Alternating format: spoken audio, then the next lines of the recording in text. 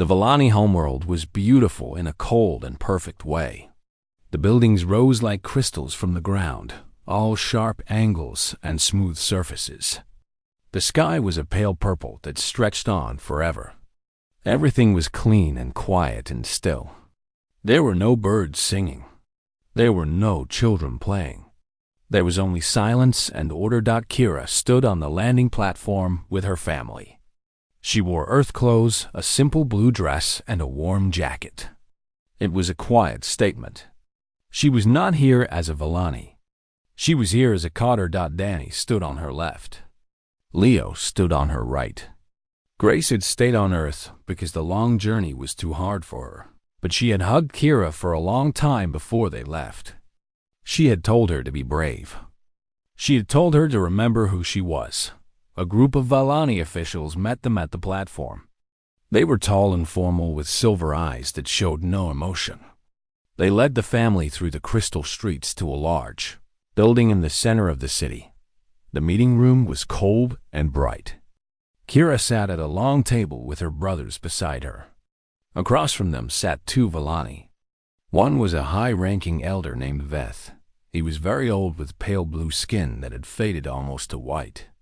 The other was a female Vallani with eyes that Kira recognized. It was Sorel, her birth mother. Kira felt her heart pounding in her chest. She had not seen this woman since she was 4 years old. She barely remembered her face, but she remembered the feeling of being handed off to her father. She remembered the relief in Sorel's eyes when Kira was taken away. Elder Veth spoke first. His voice was flat and emotionless. He said the collective had been watching Kira's development with interest. He said they had expected her to fail without telepathic abilities. He said they had expected her to be helpless and weak. But that was not what happened. She had thrived. She had grown. She had become something unexpected. He said the collective wanted to make an offer. Kira could return to Vallani society. She could serve as a bridge between their species and others. Her ability to communicate verbally made her useful for diplomacy. She could have a place among her own people. Kira listened to every word.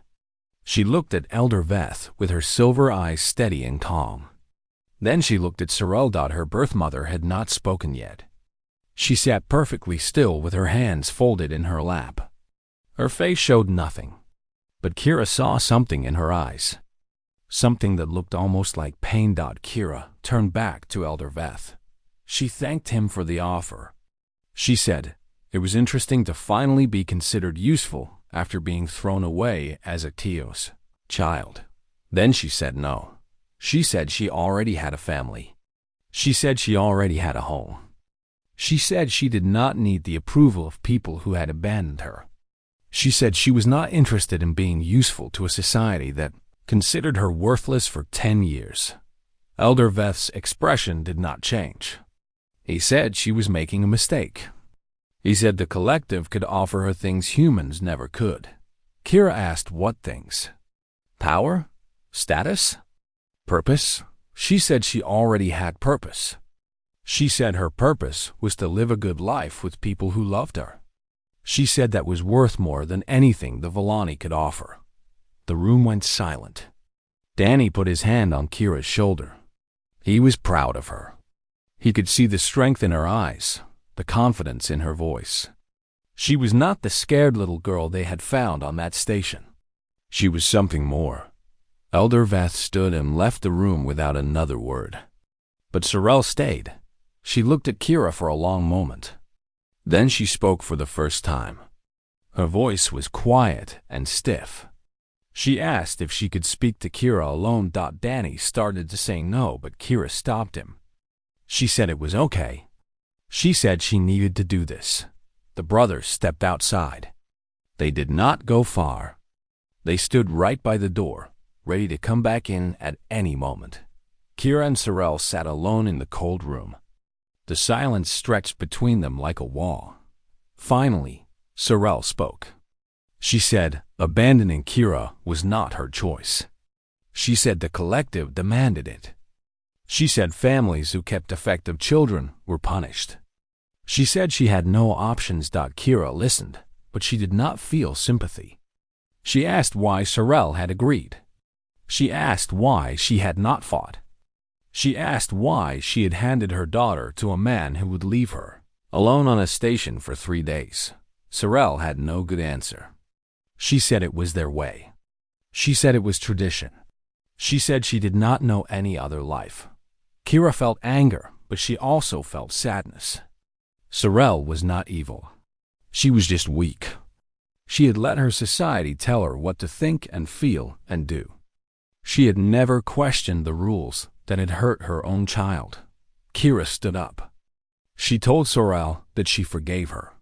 Not because Sorel deserved it, but because Kira did not want to carry that anger anymore.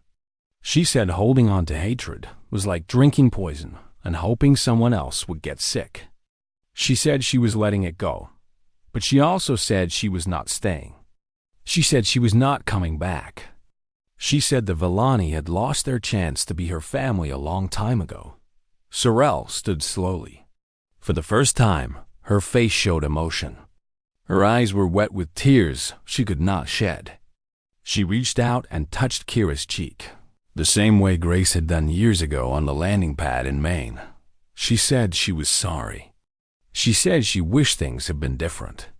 She said Kira had become something wonderful, and she wished she could have been part of it. Kira took her hand gently and lowered it. She said some wounds healed, but some relationships could not be rebuilt. She said both things could be true at the same time. Then she walked out of the room and took her brother's hands. They left the Villani homeworld that same day. Kira watched the purple sky fade away as the morning star rose through the atmosphere. She felt something loosen in her chest. A weight she had been carrying for years. A question that had finally been answered. 2 weeks later, they were back on Earth, back in Maine. Back home. Grace made a special dinner to welcome them. The whole family sat around the table, talking and laughing and eating too much. Kira helped with the dishes afterward. She liked the warm water and the quiet rhythm of the work. Later that night, she sat on the porch with Leo. The stars were bright overhead. Somewhere out there was the Villani homeworld. Somewhere out there were the people who had thrown her away, but she was not out there. She was here. Home. Leo asked how she was feeling. Kira thought about it. She thought about everything that had happened. The station, the morning star, Earth, the hearing, the school, the beach, the Villani homeworld. All of it had led to this moment. She said she felt whole. She said she finally understood something important. Leo asked what. Kira said that humans had taught her something the Villani never understood. She said family was not about blood or telepathy or being perfect. Family was about choosing each other. Every single day. Through the good times and the bad. Through the hard moments and the easy ones. She said the Carter brothers had chosen her that day on the station. They had kept choosing her every day since. And that made all the difference. Leo put his arm around her shoulders. He did not say anything. He did not need to. They sat together under the stars, a human and an alien who had become brother and sister.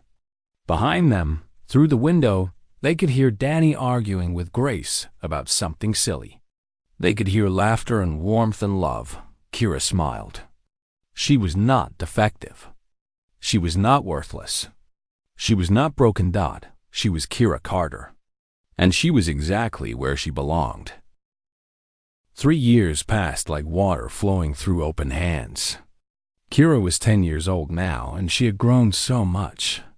She was taller, stronger, and her pale blue skin had a healthy glow. She spoke English like a native, and she had learned to read and write. She went to a local school where she was the only alien student. She had made friends and learned to play games and discovered that she loved to draw. But growing up was not always easy. The other children at school were mostly kind. They were curious about her blue skin and silver eyes. They asked questions about space and aliens and the planets she had seen. Kira answered as best she could. She tried to fit in. She tried to be normal, but some children were not kind. Some children found her differences strange and frightening. Some children said cruel things when the teachers were not looking. There was one boy named Paul who was the worst. He had red hair and a mean smile. He liked to make fun of Kira whenever he got the chance. He called her names. He said she did not belong. He said she was a freak who should go back to where she came from. Kira tried to ignore him. She tried to be strong the way Danny taught her. She tried to walk away the way Grace advised. But the words still hurt. They reminded her of the things the Villani had said. They reminded her of the word that meant broken. One day at school, Paul pushed things too far. He cornered Kira in the hallway during lunch. He said he had learned something interesting about her species. He said real Villani could talk with their minds. He said Kira could not do that because she was defective. He used that word, defective, the word the Villani had used to describe her. The word that meant she was worthless. Something inside Kira cracked. All the old pain came rushing back. All the memories of sitting alone on that cold station floor. All the shame of being abandoned by her own blood. She ran. She pushed past Paul and ran out of the school. She ran through the streets of the small town. She ran until her legs burned and her lungs ached. She ran all the way to the beach. The beach was her special place. It was where Leo had taught her to skip stones across the water. It was where she went when the world felt too heavy. The sound of the waves always calmed her down. She sat on the cold sand and wrapped her arms around her knees.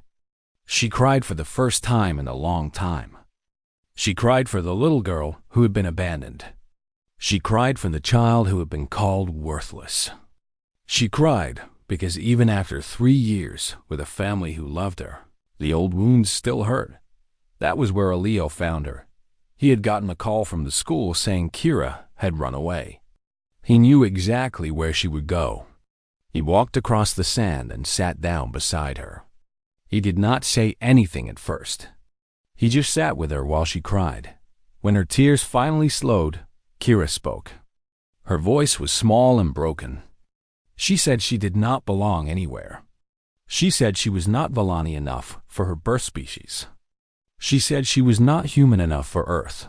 She said she was stuck in between, not fitting anywhere, always different, always alone. Leo listened to every word.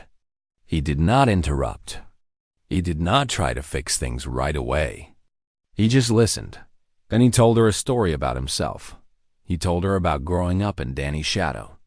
Danny had always been the smart one, the responsible one, the one who got good grades and made their parents proud. Leo had always been the other brother, the one who struggled in school, the one who could not sit still, the one who never seemed to do anything right. He told her about the years he spent feeling like a failure. He told her about the times he wondered if he was broken. He told her about the nights he lay awake, asking why he could not be more like Danny. But then he told her what he had learned. He said being different from what others expected was not the same as being broken. He said everyone had their own path. He said Danny was good at some things, and Leo was good at others. He said their differences made them stronger as brothers, not weaker. He looked at Kira with warm eyes. He said she was not stuck between two worlds. He said she was part of both. He said her Villani heritage and her human family were not in competition. They were both part of who she was. He said she was not broken. She was not worthless. She was Kira Carter, and that was enough. Kira leaned against his shoulder. She did not have words for what she felt, but she felt a little lighter, a little stronger, a little more hold-on. When they returned home, Danny was waiting with news. His face was serious. He said the Villani Collective had made contact. He said Kira's birth family wanted to meet her. The room went silent. Grace stopped cooking. Leo's hand found Kira's shoulder. Everyone looked at the small blue girl who had come so far. Kira felt fear rising in her chest. Her birth family. The people who had thrown her away. The people who had called her defective. They wanted to see her now after all these years. She asked why. She asked what they wanted. Danny said he did not know. He said the message had not explained. He said the choice was hers to make. If she wanted to meet them, the family would support her. If she did not, they would never speak of it again. The family gave Kira time to think. Days passed. She went to school and did her homework and helped Grace in the kitchen. But her mind was always on that question. Did she want to see them? Part of her was scared. She remembered the pain of being abandoned. She remembered the cold floor of the station and the endless days of waiting. She remembered her father walking away without looking back. But another part of her was curious. She wanted to know why they had left her. She wanted to understand what had happened. She wanted to look them in the eye and show them what she had become. Finally, she made a decision. She told the family she wanted to meet them. She wanted answers. She wanted closure. She wanted to face the past so she could move forward. But she had one condition. She said she would only go if Danny and Leo came with her. She would not face the Volani alone. The brothers looked at each other. Then they looked at their little sister. Danny said of course they would come. Leo said they would not let her face anything alone. Grace hugged Kira and told her she was brave. The trip was arranged. In 2 weeks, the Carter family would travel to the Volani homeworld. Kira would meet the people who had given her life and then thrown it away. She did not know what would happen. She did not know what they would say. But she knew one thing for certain. She was not the broken little girl they had abandoned. She was Kira Carter. She had a family who loved her. And she was ready to show the Volani exactly what that meant. Kira had never seen so much blue in her life. When the morning star entered Earth's atmosphere and flew over the ocean, she pressed her face against the window and could not look away. The water went on forever. It sparkled under the sun like a million tiny lights. Then she saw the land, green and brown and covered with things Leo called trees. She saw mountains rising up toward the clouds. She saw cities that glowed in the distance. Earth was so alive, so full of color and movement. It was nothing like the cold metal stations she had known. Before, the ship landed near a small town on the coast of a place called Maine. The air outside was cold and smelled like salt and something Kira could not name. Later she would learn it was the smell of pine trees. Later it would become the smell of home. Grace Carter was waiting for them on the landing pad. She was shorter than her sons, with gray hair pulled back from her face and wrinkles around her eyes from years of smiling. When she saw Kira, she did not hesitate. She walked right up to the small blue girl and knelt down to her level. She said, "Hello." She said her name was Grace. She said she was very happy to meet Kira. Kira did not know what to do. No adult had ever spoken to her with such warmth. No one had ever looked at her like she mattered. She stood frozen, not knowing how to respond. Grace reached out and gently touched Kira's cheek. Her hand was warm and soft. She told Kira that she was safe now. She told her this was her home. She told her she was part of this family. Kira felt tears running down her face. She did not know why she was crying. She was not sad. She was feeling something she had no word for. Later she would learn the word was happiness. The first few weeks on Earth were overwhelming. Everything was new and strange and wonderful. Kira learned about grass and rain and the sound birds made in the morning. She learned about hot chocolate and blankets and the way humans gathered together for meals. She learned that Grace hummed while she cooked, and that Danny read books late at night, and that Leo could make anyone laugh even on bad days. The adoption process began, but it was not simple. Kira was legally a citizen of the Volani Collective. There were forms to fill out and officials to meet and laws to understand. Grace found a human official named Yuki Tanaka who worked at Earth's Colonial Administration Office. Yuki was patient and kind, and she helped the Carter family through every step. Then the problem started. A Vellani ship arrived in Earth's orbit. A diplomat named Counselor Dreth came down to the surface and requested a meeting. He was tall and thin with silver eyes that seemed to look right through people. He wore formal robes and spoke with a voice that had no warmth in it. He told the Carter family that Kira must be returned to the Vellani collective. He said humans had no right to adopt an alien child. He said it set a dangerous precedent that the collective could not allow. Danny asked why they wanted her back. He pointed out that her own family had abandoned her. He pointed out that the collective had told him to dispose of her like garbage. Dreth did not care about these arguments. He said Kira was Vellani property. He said humans were too emotional and too primitive to raise a Vellani child properly. He said a formal hearing would decide the matter. The hearing was held 1 week later. It took place in a large room at the Colonial Administration Office. Yuki Tanaka oversaw the proceedings. The Carter family sat on one side. Counselor Dreth sat on the other. Kira sat between Danny and Leo, holding their hands tightly. Dreth spoke first. He talked about Vellani traditions and laws. He talked about the importance of cultural purity. He talked about how humans could not possibly understand the needs of a Vellani child. Then he turned to Kira. He tried to speak to her with his mind, the way all Vellani spoke to each other. But Kira could not hear him. She just stared at him with her silver eyes. Dreth made a sound of disgust. He told the room that this child was barely Vellani at all. He said she was defective. He said she had no telepathic abilities. He said she was worthless to Vellani society. The room went quiet. Kira's hands tightened on Danny and Leo's fingers. She looked down at the floor.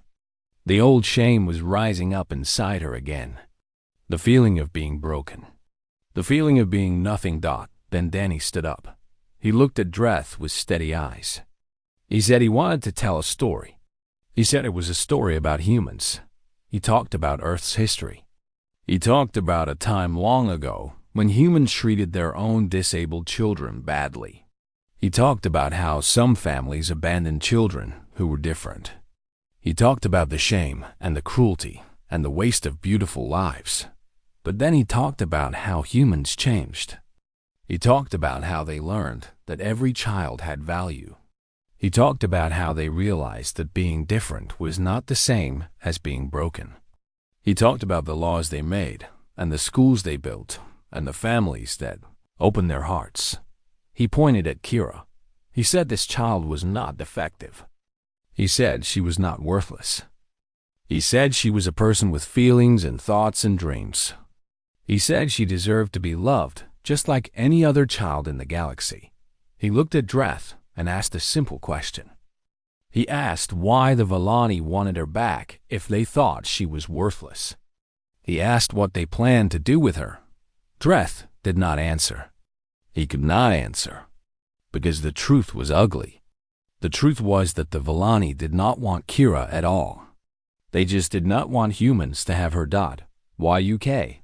Tanaka spoke then. She said she had reviewed all the evidence. She said galactic humanitarian laws protected abandoned children regardless of species. She said the Vellani collective had legally disowned Kira when they abandoned her. She said the Carter family had every right to adopt her. She ruled in the family's favor. Kira would stay on Earth. She would become a Carter. Dreth stood up slowly. His face showed no emotion, but his voice was cold. He told the family that the Vellani collective would be watching. He said they did not forget those who challenged their traditions. Then he left without another word. The Carter family did not care about his threats. When the hearing ended, they walked outside into the sunlight. Grace hugged Kira tightly. Leo picked her up and spun her around. Danny smiled for the first time in days. Kira looked at these humans, her family. She still did not understand how this had happened. She still did not understand why they had chosen her. But she was beginning to understand something else. She was beginning to understand what love felt like. That night, Grace made a special dinner to celebrate. The whole family sat around the table and ate together.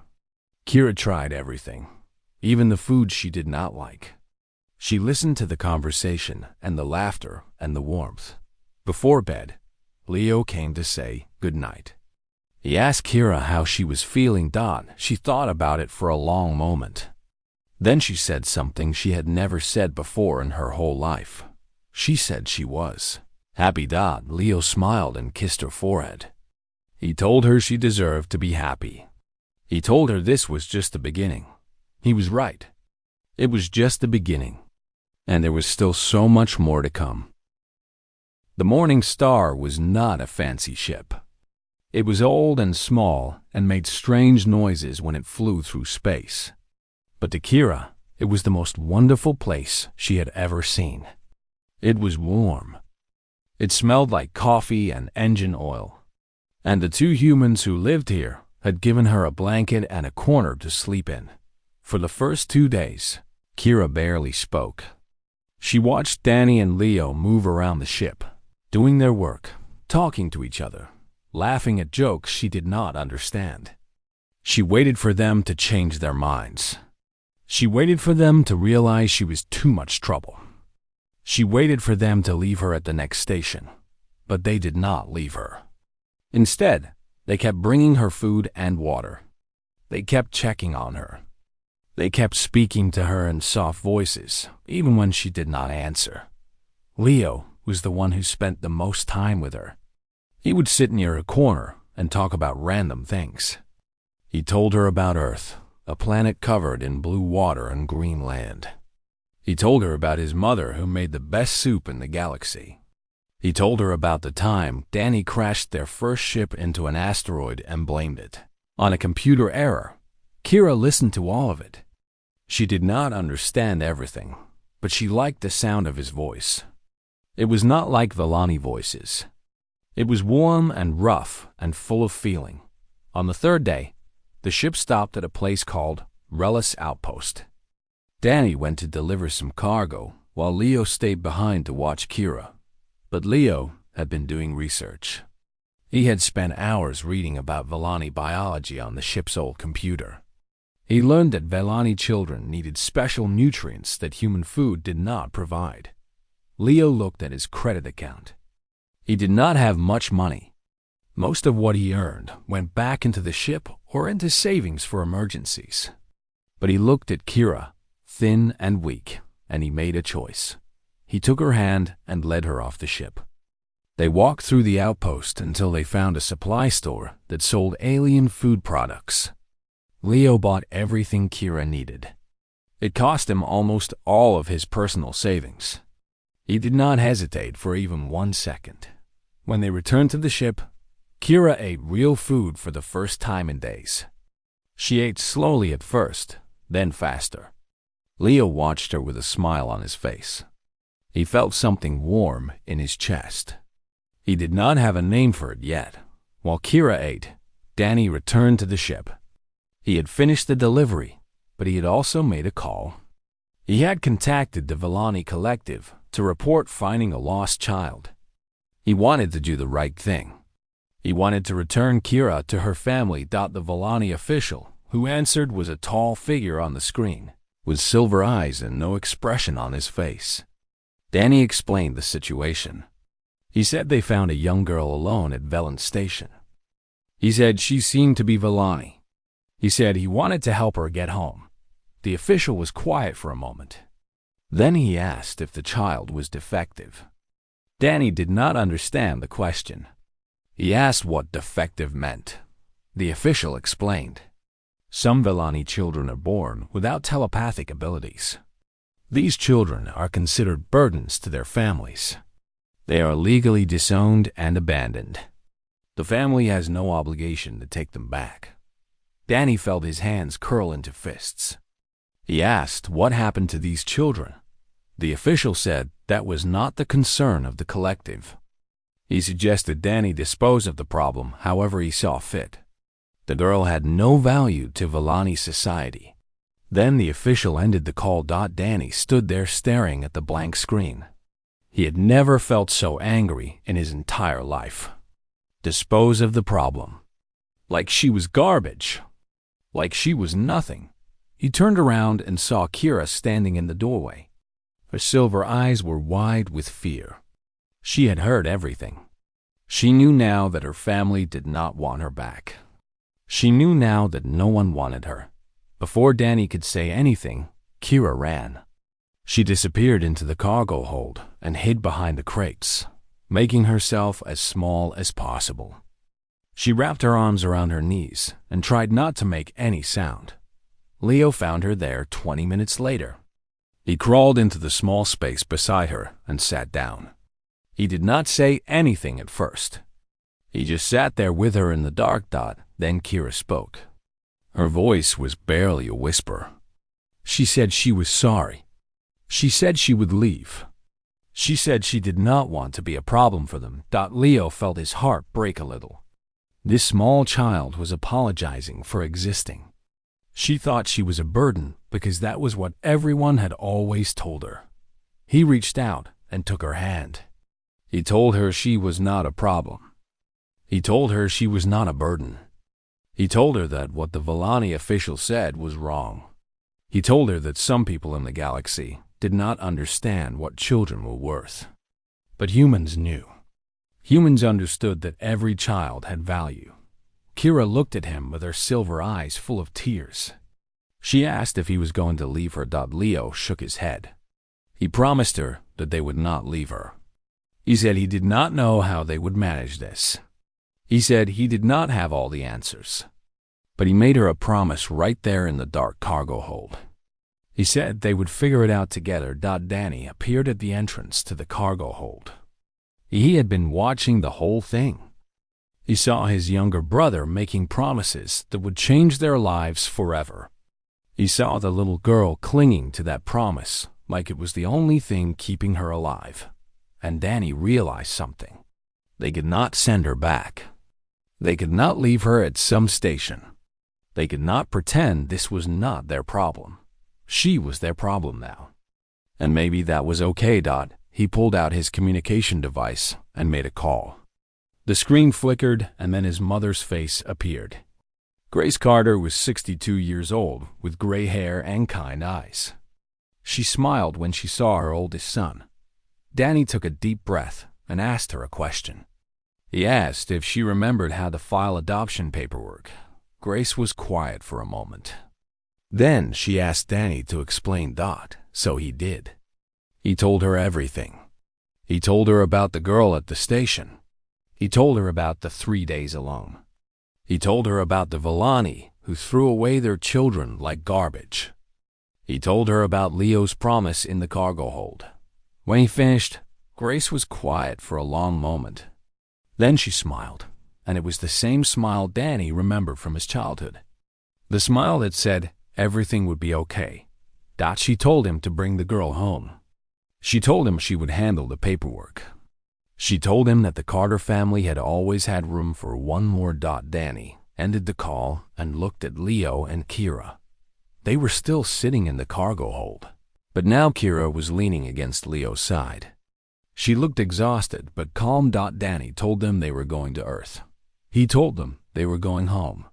Kira did not know what home meant. She had never had one before. But when Leo smiled at her and squeezed her hand, she thought maybe she was about to find out. The little girl sat alone on the cold metal floor of Velen Station. Her pale blue skin looked almost gray under the harsh lights. Her silver eyes watched the crowds pass by, but no one looked back at her. She had been sitting there for 3 days now. Her legs were tired. Her stomach was empty. But she did not cry anymore because crying had not helped. Her name was Kira, and she was 7 years old. She belonged to a species called the Villani. Most Villani could speak to each other with their minds. They could share thoughts and feelings without ever opening their mouths. But Kira was born different. She could not hear the thoughts of others. She could not send her own thoughts to anyone. When her family spoke to each other in their silent way, Kira heard nothing. She was alone, even when surrounded by her own people. The Villani had a word for children like Kira. The word meant broken. It meant worthless. It meant shame. Her parents had kept her hidden for 7 years, but they could not hide her forever. Last week, her father had brought her to the station. He told her to wait. He said he would come back. But Kira knew the truth even then. She saw it in the way he could not look at her face. She saw it in the way he walked away so fast, like he was escaping something terrible.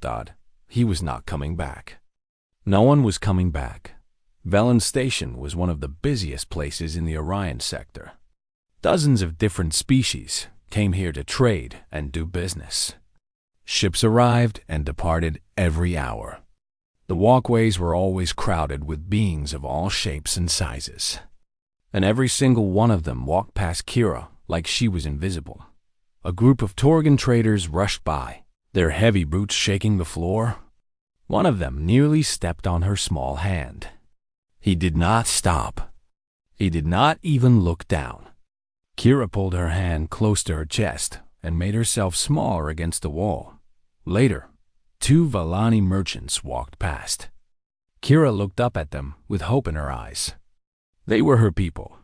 Surely they would help. But one of them glanced at her and then said something to his companion in their silent way. They both made a sound of disgust and walked faster. Kira understood. They could tell she was defective just by trying to reach her mind and finding nothing there. A cleaning robot rolled past her. It stopped, scanned her, and then continued on its way. Even the machine had no use for her. On the 3rd day, Kira stopped hoping. She stopped looking up when footsteps approached. She just sat there and watched her own small hands.